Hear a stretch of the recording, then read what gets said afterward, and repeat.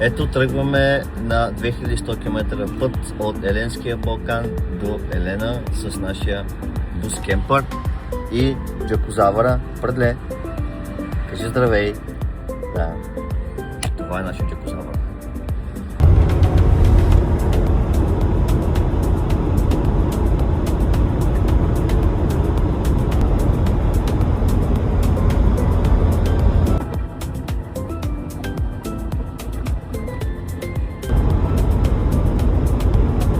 Предле? Поставя! И по път за Германия от България на местенце, където да спрем и малко да починем и да поиграем. Пръчката! Пръчката! Там!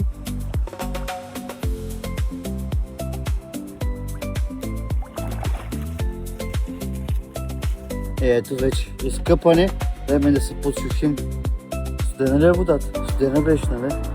И ето Google пак ме прекара през някакъв път, където мисля, че не мога да бъда на него.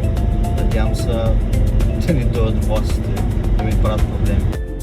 Ето как унгарците спазват знаците. 80 по GPS, все едно съм спрял. Така е през целия ремонт. И после ние българите сме карали. Не ловеше да го шамоля съм по дъпото и сега ми се сърди. Чак не иска да хапне сандвича. Отсърди ми се ял.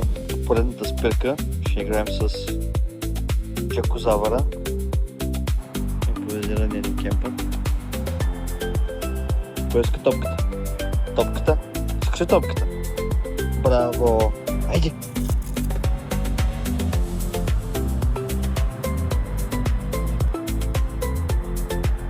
Дай тук, донеси ми я.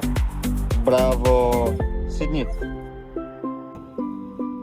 Вече много изморени, приключихме играта. Време е да се ориентираме да спим. Така, сутрин спим кафето с кафе машинката. Изяждам ви го. Пари тир от Формула 1. Поредната спирка с джакузавъра на може би 500 км от Германия. Ето го е нашия джакузавър. Чака да бъде изкаран. Нали, Предле? С топката ли ще играем? Той обича топката. Вече сме в Германия. Джакузавъра отново се прави, че спи. Нали? Айо! И не знам какво му става на моя бус, но от едно известно време седи горе-долу на тази температура и качва до 100 и пак пада. Нищо не съм правил. Само забелязах, че губи по-малко антифризче, но не съмнява това да е главният проблем. Някой ако знае, моля да пиши в комент, да покаже какво е времето в Германия. Мън преди половин час дъзнах, нивето беше хубаво и изведнъж стана чистачите са на максимум. Едно смогва. Времето е много лошо. Нищо не се вижда. Щатите са на макс, не знам дали са чуващо. Небето е отвратително. Много бъли, не знаеш къде караш. Не знам се вижда трудно. И ето първото голямо съдърстване в Германия, което попадам. Според Google Maps съдърстването е 30 км. Надявам се поне почнем да се движим, защото в момента караме с... Ами нищо, спирам. Да. Надявам се поне да се движим.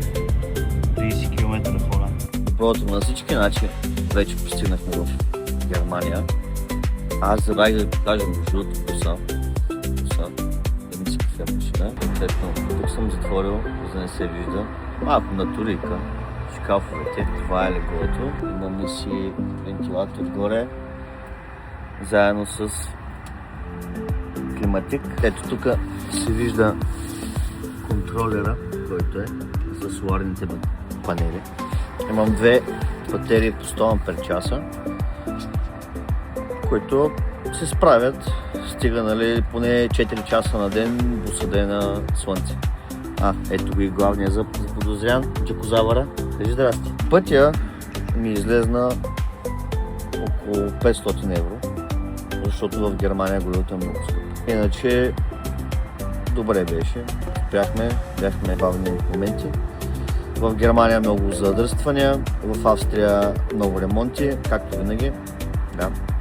Най-вероятно се чуете защо правя такъв клип, при положение, че канала, нали, е главно за завръщане на село, за ремонти, за реновиране и, нали, задавам въпроси какво да правя с определени неща, които не знам, защото аз никога съм нямал село и тепърво почвам да се уча. Но за това ще направя друг клип и ще ви кажа, нали, защо всъщност аз правя клип за пътуване България-Германия. Ще кача скриншот всички разходи, направени в таблица, за да си направите съпоставка къде какво се плаща, ако искате да предприемете този път, нали? И до нови срещи! Забравихме да кажем с дикозавъра. Моля, сабскрайбвайте се и дайте по един палец.